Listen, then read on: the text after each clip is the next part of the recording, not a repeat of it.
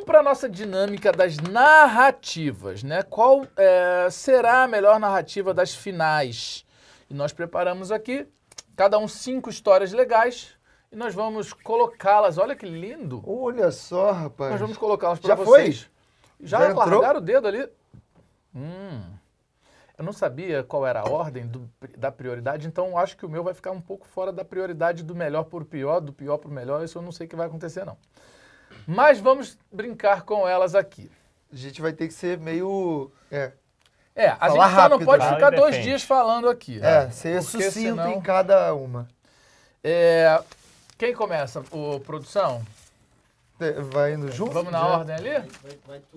Vai os três de uma vai. vez, né? Então pode ir não, na tudo hora que a gente bem. quiser. Vai você, Fê, vai. Pode ir Fê, você. eu, Isso. Bob. Isso. Beleza. Vai na ordem aqui. Então, porque eu acho que a narrativa de Luka nos playoffs é sensacional. O Tesouro, vou trazer para vocês aqui, ele é o líder em todas as categorias e atributos estatísticos em números totais. O Luka é o que mais fez pontos nesses playoffs, 489. O Luka é o líder de rebotes, não estou falando das médias, porque o Jason Tatum tem média de 10 e pouco e o Luka 9 e alguma coisa, a diferença é mínima. Só que tem Mas mais. isso aí, em rebotes totais, porque o Luka jogou mais jogos Isso, do isso. que o Tatum. Mas em rebotes totais, o Luka são 164. Em assistências, ele foi o que deu mais assistências, 150. Roubadas de bola, ele roubou 28, mais que todo mundo. Field goal certos, 166. 3 pontos certos, 57 bolas. Arremessos de lance livre, são 100 arremessos de lance livre. Apesar dele ter uns 70 e pouco ali, quase De 80 de aproveitamento. É.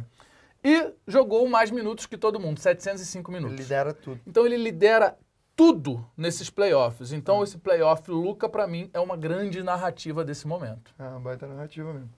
E Cara, aí, eu Coles? coloquei a recuperação do Dallas desde o All-Star Game. Acho mas meio que a recuperação, porque, cara, eu acho que na temporada passada, quando o Kyrie chegou no Dallas, eles não foram bem. Né? Então, foi a narrativa que foi meio que tão mal que agora já tava falando de troca do Kyrie no último off-season. É verdade, é verdade. Então, tinha rumores de troca do Kyrie, e não sabia se ele ia ficar lá e falar assim, pô, vamos ficar com o Kyrie aqui, Luka e o Kyrie vai funcionar.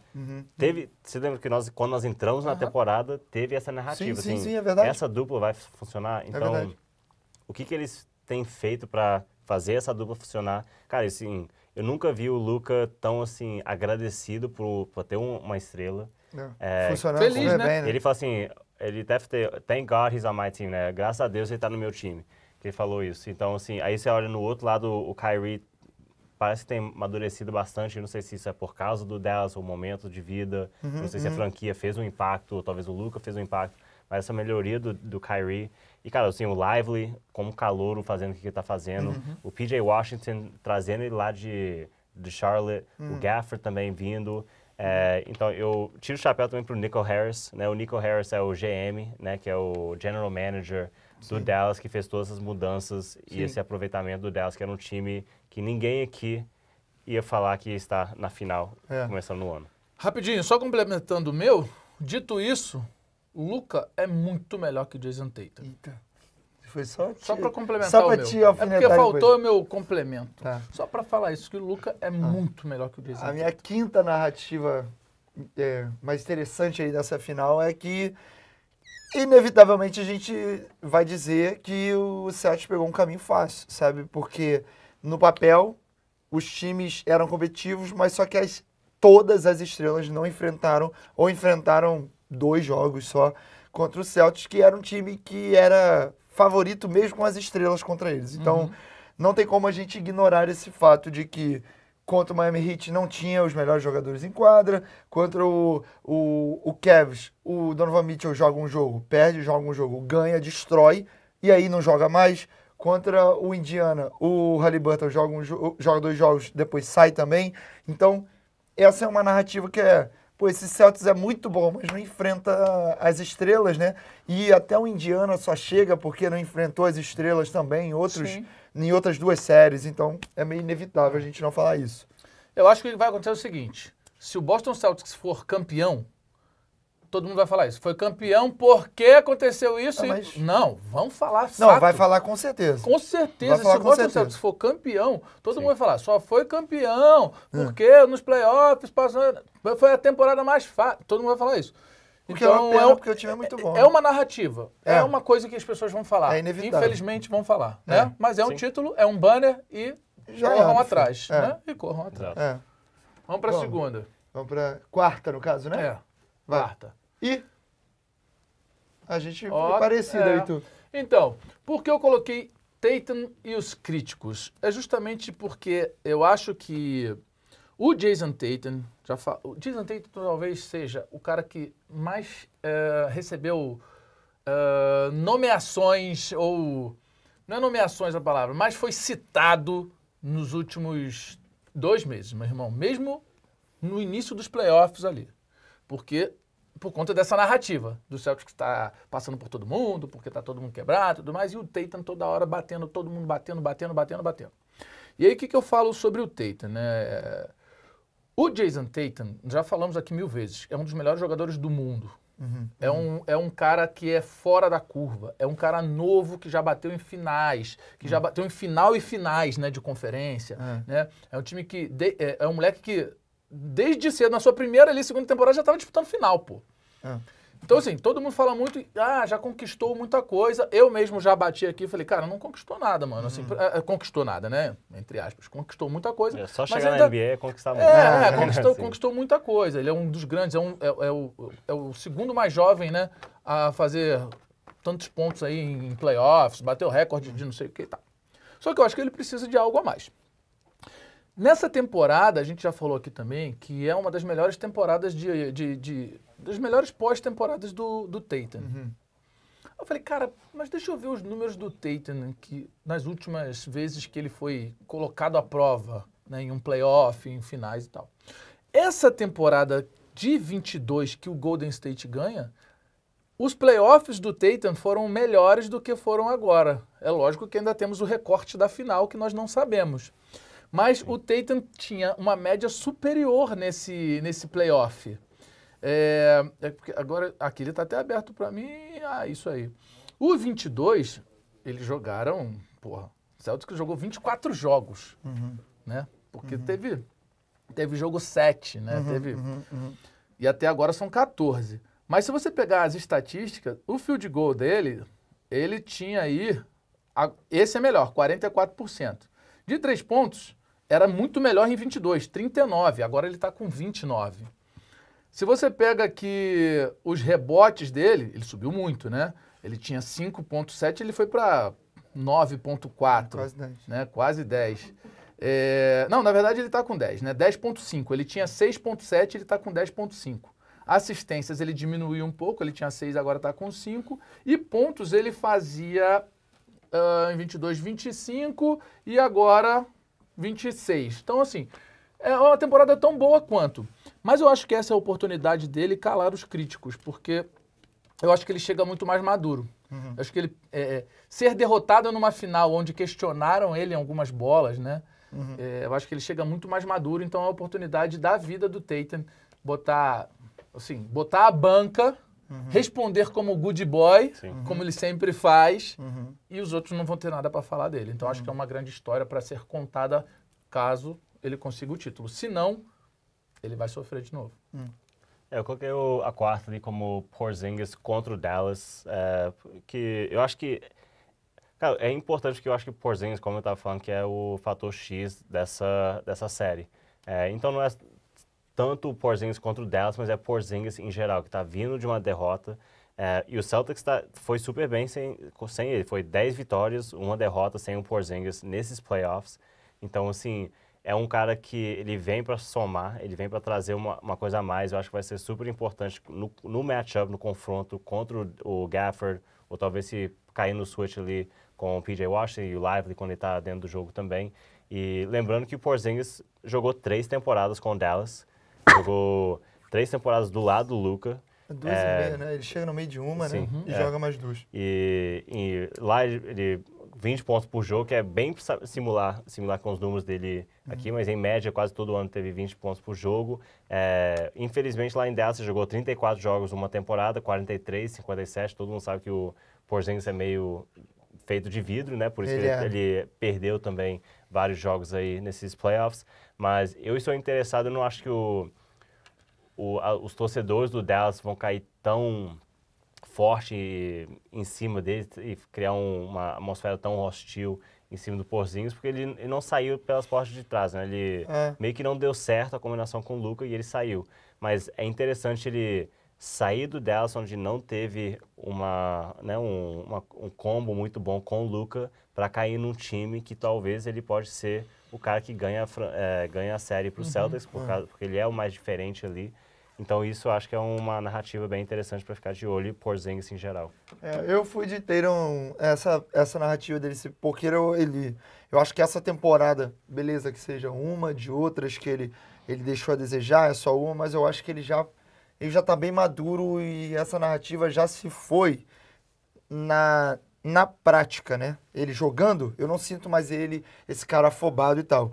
Só que ela ainda existe como narrativa para as pessoas, né? Que ele é um cara pipoqueiro, bababá. Então, se ele vencer, eu acho que quebra isso de vez, como você falou.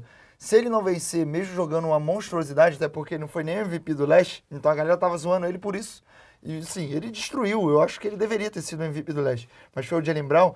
Então, mesmo se ele vencer, não sendo MVP, a galera ainda vai pesar nele. Ele tá numa situação que é meio, meio complicada de que se ele não for o MVP das finais vencendo, a galera vai cair em cima dele de qualquer jeito. Então, é o momento dele vencer sendo o melhor jogador, ganhando o prêmio de melhor jogador, para aí a galera diminuir essa parada. Senão, eu acho que vão continuar pesando nele. É uma narrativa de perdeu um jogo. Cara, é um jogo que o Jason Tatum errar um arremesso no momento clutch, ferrou. A galera vai pesar pra caramba. Ele vai ser o cara mais questionado nessas finais. O Luka pode jogar mal 3 jogos. Sim. Se o Tatum jogar um... E o Luka meter um game winner... vai cair tudo sobre o Tatum. Sim, é a vida dele, cara. Vai ser assim. É a narrativa dele. A história foi montada dessa forma. Vamos lá para mais um? Vamos acelerando. Deixa eu ver qual é agora. Nem sei qual é o meu. Não, acho que eu sei. Aí, ó. Mazzulla e Jason criança, Jason menino. Qual é essa narrativa? Porque é o seguinte, os dois técnicos, Mazzulla, na temporada passada, eu acho que foi o técnico mais questionado de todos. Eu achei que ele ia ser demitido. Né? Todo mundo falando que ele estava mal, que ele não tinha controle sobre a equipe, que era um técnico muito jovem, que não era para estar ali naquele momento e tudo mais. Que continua sendo? Não, assim, tudo não é super forte sentido, né? Porque ele é um cara super jovem, ele ficou do nada, porque o e-mail Doka... Você pode usar isso como coisa positiva e coisa negativa, e era usado como negativa, como o Fernando falando. Aí vai. Então, o Mazzulla tinha essa história, esse peso nas costas por não tomar boas decisões, principalmente quando chegaram nos playoffs e nas finais. O Jason Kidd já foi muito questionado também, até como protetor do Luka, assim, sabe? Ele já foi questionado muitas vezes sobre isso. E eu acho que os dois mudaram muito a chave das duas equipes. Eu acho que o Mazzulla, ele parou de ser citado justamente porque o time ganhou muito. Eu também acho. Então, assim, o Mazzulla, pra mim, ainda é uma... Tu vai conseguir pedir aquele timeout que precisa pedir no final? Ele não foi testado pra isso. Mas as pessoas pararam de falar do Mazzulla e ele hoje... Pelo recorde que a equipe teve, podemos considerar que foi um bom técnico. O Jason Kidd, ele mudou um pouco. Ele mudou porque o problema do Jason Kidd era a própria equipe, porque era um sistema defensivo muito ruim. Defesa. E a equipe foi melhorando, ele conseguiu encaixar peças novas, então fez um bom trabalho. Então é uma coisa assim, de técnicos que muita gente questionava, muita gente falava. Hoje fala-se mais do Jason Kidd por conta da melhoria da defesa do Dallas, mas não fala muito do Mazzulla porque tá ali quietinho e ganhou tudo. Então acho que assim, a narrativa desses dois técnicos é que, cara, dependendo de quem for o campeão nessa história, apaga o questionamento que ficou para trás. Passam a ser... Cara, um técnico com título na liga é muito difícil, cara. Ganhar, é muito difícil ganhar. Né? O Então, Doc assim, Rivers tá aí até hoje. não, é porque assim, os jogadores, eles às vezes ganham numa equipe, ganham na outra, eles vão montando. Os técnicos, cara, é muito difícil. É mais difícil pro técnico do que pros jogadores, né? Verdade. Então, assim, são dois caras. O Jason Kidd já tem o seu anel de campeão, né?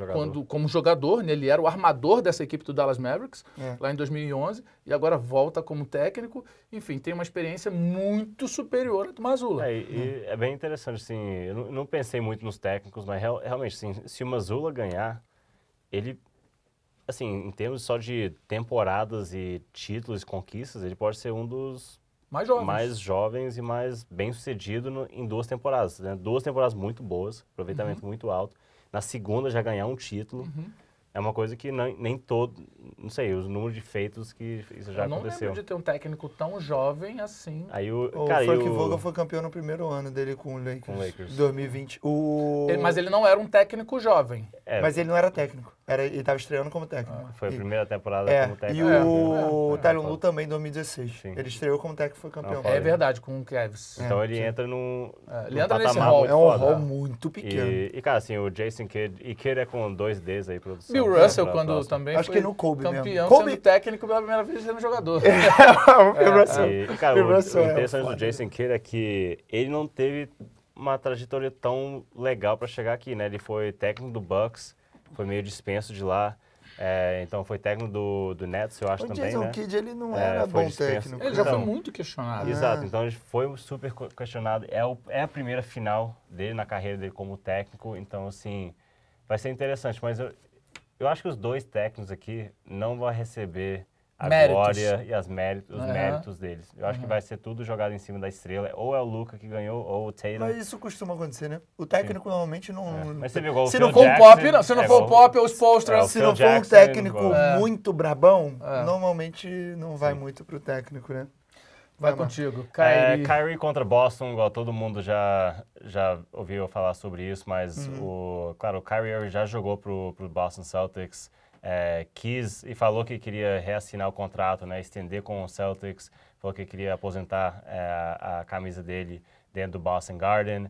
Depois disso, acendeu o incenso lá, pisou saiu no de Lucky, graça. mandou o dedo para a torcida do Celtics, chamou eles de um monte de nome. Então, assim, isso vai ser a narrativa. Eu sei que hoje o Kyrie fala que não é nada, né? Assim, fala que essa narrativa não existe mais, mas eu acho que talvez ele tá falando isso só porque é o certo, é o que ele precisa falar. Igual ele não vai chegar e falar assim, fuck Boston, né? Então, assim, eu acho que é o que ele precisa falar, falar assim, eu sou maior que isso, eu sou em cima disso, mas eu acho que ainda dentro dele ele quer ganhar e vai ter um gostinho melhor ali. E claro, assim, os fãs de Boston vai aterrorizar ele. Aterrorizar ele. Então, acho que isso... E o Kyrie tá 0-10 desde quando ele foi lá e pisou no logo do Celtics, e os fãs do Celtics não vão esquecer isso, e vai ser isso. Eu fui ali tá favorito azarão, não que eu acho que o Dallas seja um azarão, mas é a melhor palavra que consegue descrever a situação, que é o Celtics é o grande favorito, ele vem há 3 anos sendo favorito ao título, chegou na final, no ano seguinte perde no jogo 7, quase chega na outra final, no jogo 7 Miami Heat, e chega na outra final de novo. Ele era o grande favorito e chega como grande favorito. E o Dallas, antes das trocas, a gente era mais um ano que a gente falava, cara, esse time já não deu certo. Kyrie Irving, Luka nada a ver, vai ter que se desfazer. Falavam até de, será que o Luka vai querer continuar? Porque o Mark Cuban saiu, vendeu o clube, vendeu o time, ele tá ali como ações. Com o Jokic. Eu lembro, porque o Jokic falou, se ele quiser jogar aqui em Denver, ele tem lugar aqui. Então, depois das trocas, o time encaixa de uma forma fantástica e ele só vira um candidato real a título. Tipo, esse time pode realmente brigar por alguma coisa quando ele chega na final de conferência. Até ele passar do OKC, o time era muito questionado. E mesmo, obviamente, contra o Minnesota, era questionado ainda, mas ali já falava, não, acho que dá para passar. Mas ainda assim, não acreditavam que ele passaria. Então, toda a série era o Dallas, acreditando que o Dallas cairia pro Clippers, pro OKC, pro Minnesota e agora, de novo, contra o Celtics. Então, são 2 narrativas diferentes, né, que eu acho interessante também. Boa. Next. Segunda. Acho que agora vai começar a repetir, não é possível. Vai. Tatum não ficou. Título do Doncic. Vai. Então, eu coloquei a defesa do Dallas Mavericks pra gente citar aqui como uma grande história. Ela sempre foi cogitada como ter um dos piores defensores, que era o Luka. Eu mesmo já falei isso. Sim. Ela sempre, não só individualmente um defensor como o Luka era chamado de ruim, mas o sistema defensivo da equipe era ruim. E não é só por achismo. Os números mostravam isso, né? Que o time tinha possibilidades boas ofensivas, mesmo eu tô falando até antes de Kyrie, tá? Possibilidades ofensivas porque tem um dos melhores jogadores do mundo como o Luka, mas tinha um buraco, era uma água, a defesa do Dallas Mavericks há muito tempo. E ela vem progredindo, beleza, vem melhorando, vem alguns números melhores e tudo mais. Mas eu acho que aquela história das narrativas que a gente fala que as defesas vencem os vencem campeonatos, né? Sim. Pode ser que ela se torne real, se caso o Dallas Mavericks vença. Porque os dois times são muito bons ofensivamente, a diferença vai ser na defesa. E a defesa do Celtics já era uma defesa sólida há muito tempo. Sim. Já era uma defesa que todo mundo... É a melhor defesa da competição. Não tem questionamento sobre isso. E não é de agora, é já de algum tempo. E ela ainda adiciona o Drew Holiday, que é um dos melhores de todos os tempos defendendo. Melhor do que o Marcus Smart, que já era um grande defensor. Então, assim, não tem como questionar essa defesa do Boston Celtics. Mas a narrativa de, cara, melhoramos a defesa e conseguimos chegar numa final, volta a gente falar, peraí, confundir a gente novamente e falar, não, mas o jogo tá mudando porque o ataque ficou muito bom, as pessoas atacam muito bem, o problema não é defensivo. Mas eu melhorei minha defesa, agora eu posso ser campeão. Então, assim, é uma história que a gente fica correndo atrás do rabo. A defesa vence o campeonato, ou se você cara, tem que arrumar uma forma de conseguir parar, porque os caras hoje atacam muito mais. Tostines vende mais porque é fresquinho porque vende mais. É aquela parada. Então é uma narrativa que pode falar assim, cara, nós tínhamos um péssimo time ruim, desequilibrado. Quando a gente arrumou a defesa, a gente conseguiu chegar e ganhar. Eu falo, pô, realmente, a defesa é que ganha o campeonato. Então essa é uma história que pode se tornar real pro Dallas Mavericks. Tanto que foi o oposto com o Pacers, né? Foi o melhor time ofensivo da liga e defensivamente conseguiu fazer nada e foi varrido. Cara, eu coloquei o Tatum não pipoqueiro, só porque, assim... Cara, é igual eu falei, as estrelas sempre estão nos holofotes, né? Então, assim, sempre vamos falar sobre o Luka, sempre vamos falar sobre o Tatum. E é isso, igual isso que gera discussão, porque todos nós queremos falar sobre os melhores jogadores. E o Tatum, a única marca negativa na carreira dele inteira é essa fama de pipoqueiro, que é perder ou meio que esconder ou não aparecer em jogos e momentos grandes. Então, cara, eu acho que, literalmente, o Tatum... Eu também já abri mão do que o Tatum nunca vai ser o melhor jogador da liga. Eu acho que ele sempre vai ser entre os 5 e o 10, ele vai estar ali. Ele nunca vai ser um top 5 de verdade, de talento mesmo. Eu sei que esse ano, em termos de votação e ranking de MVP, ele estava em quinto lugar, mas também... Teve alguns jogadores que saíram, porque o Embiid não estava lá, por exemplo. Então, assim, tem uns jogadores melhores. Eu acho que ele nunca vai ser um top 5, mas você não precisa ser um top 5 para ganhar títulos, né? Mas ele vai ser entre os 5 e o 10 ali. Então, isso eu acho que ele já estabeleceu na liga, que ele é um top 10 super estrela da liga, mas a única parte negativa dele é essa parte de você ainda não ganhou um título. E é quase... uma narrativa por causa do sucesso que ele teve. Que ele, primeiro ano que ele chegou na liga, ele já estava posterizando o LeBron numa final de conferência no leste. E quase todo ano depois, ou ele chegou na final da conferência como o melhor jogador, ou ele foi até o título, né, que nós perdeu em 2022. Então, eu acho que é isso que ele precisa tirar. Se você vê, assim, e muito foda, cara, o Tatum e o Luka Doncic são 2 de 6 jogadores all-time na era de shot clock para liderar o seu time entrando na final em pontos, rebotes e assistentes. Os únicos outros 4 jogadores que fizeram isso é o Duncan, o Jokic, o LeBron e o Jason Kidd também, que fez lá quando ele estava no Nets. Então, ele é uma estrela do talento, ele está quase ali com o Luka. O Luka é um pouco melhor, mas o Luka não tem essa fama de pipoqueiro. E o Tatum precisa disso para validar a sua carreira, dar credibilidade para ele, que, pô, você tem um time de 64 vitórias, então é o melhor time, se é esperado a ganhar, você precisa ganhar, ele precisa fazer isso. Eu vou ter título do Doncic e é bem literal, sabe? É já credenciar um dos maiores talentos que passaram pela liga, ganhando título e provavelmente sendo o MVP de final. Ele já foi MVP do Oeste e acredito que se o Dallas vencer, o Luka vai ser o melhor em quadra. É muito difícil a gente imaginar, não por demérito do Kyrie, de ele não conseguir ser melhor que o Luka, mas de ele ter essa qualidade. Mas o Luka, ele é tão absurdo que eu acho difícil ele, dentro dessa série, alguém jogar melhor que ele. Eu acho que ele pode perder, acho bem possível ele perder a série, mas eu acho que ele vai ser o melhor em quadra. Então, vai ser uma parada de credenciar e coroar uma carreira breve, mas que é uma carreira já de muitos feitos, né? A gente já falou do Luka ser 5 vezes first team ao NBA, nem o Curry é isso, e é bizarro pensar nisso. E ele jogou na época do Curry.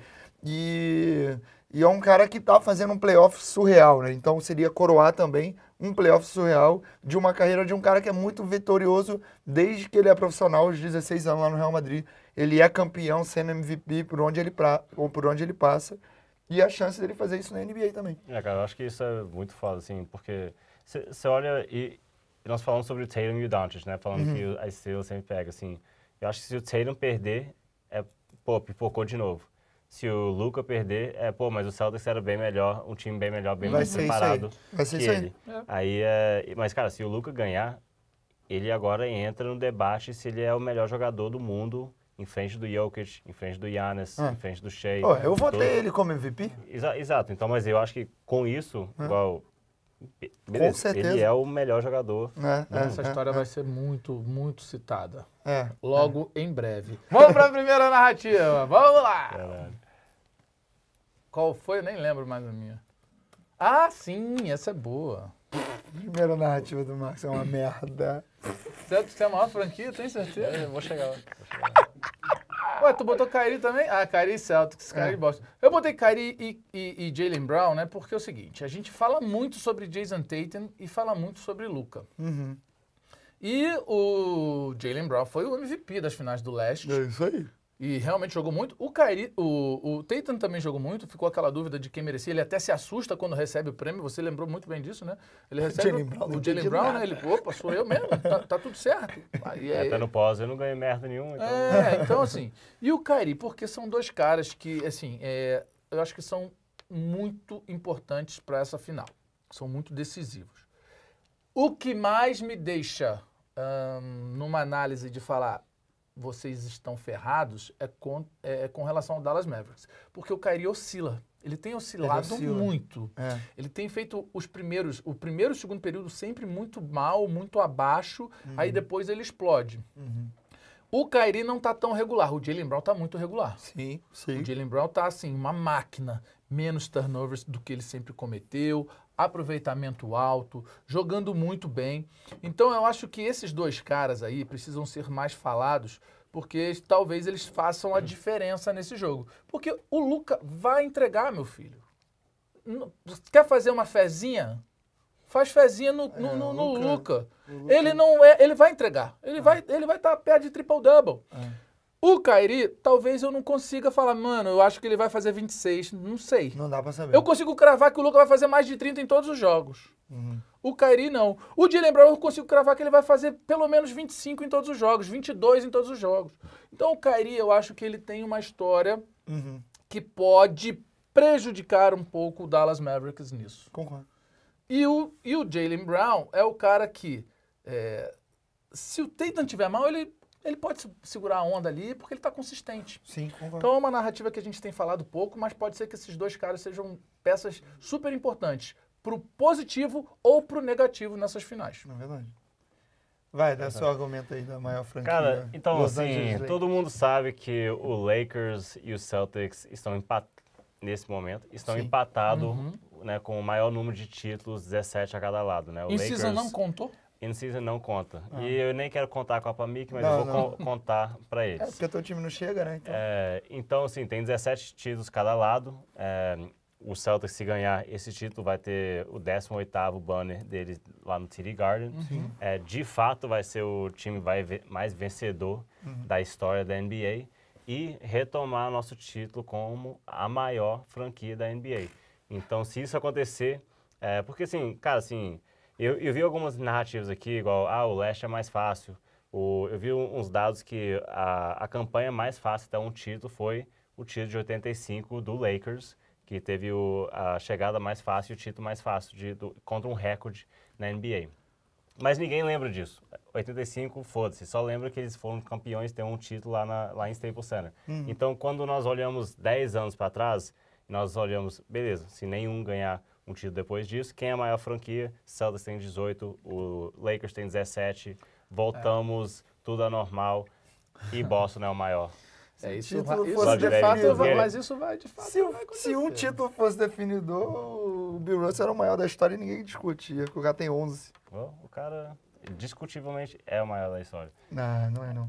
Ó, vamos lá. Kyrie e Boston eu botei como a principal narrativa, porque eu acho que como histórias, essa situação, Kyrie e Boston, ela tem fatores de todos os lados para você comprar uma briga de um lado ou de outro. Se você é torcedor do Celtics, você tem vários argumentos para falar por que você quer muito vencer esse título e quer que o Kyrie veja você vencer esse título. Se for em Boston, melhor ainda, ele lá em Boston, vendo Boston sendo campeão, porque ele foi o pior momento da carreira do Kyrie, começou ali, em Boston. Falando coisa que não cumprindo, brigando com companheiros de equipe, começou ali esse problema. Então, o torcedor do Celtics tem uma bronca muito grande com o Kyrie e tem motivo para isso.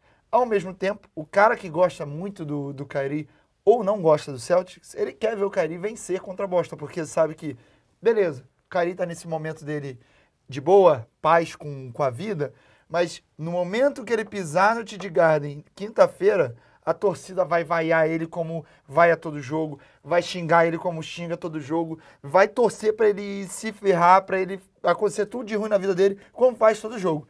Ele vai fazer o mesmo? Vai dar dedo? Vai xingar? Eu não sei. Ele tá mostrando que tá num outro momento da carreira. Mas eu acho que ele não quer de jeito nenhum dar o gostinho da vitória pro torcedor do Boston. De jeito nenhum. Por mais que ele esteja, não, tudo de boa, ele pessoalmente vai falar, cara, eu não posso perder pro Boston. Sim. Mas nem, tá ligado? Ele tá falando que ele precisa falar em frente das câmeras, né? Mas dentro... Não, ele pode estar assim, ele não pode, não vou mandar dedo pros outros, não vou xingar os outros, e eu acredito que ele até fazer isso. Mas ele quer muito ganhar do Boston. Muito. Até porque não ganha 10 jogos, né? Sim. Então, eu acho que essa é a principal narrativa dessa série.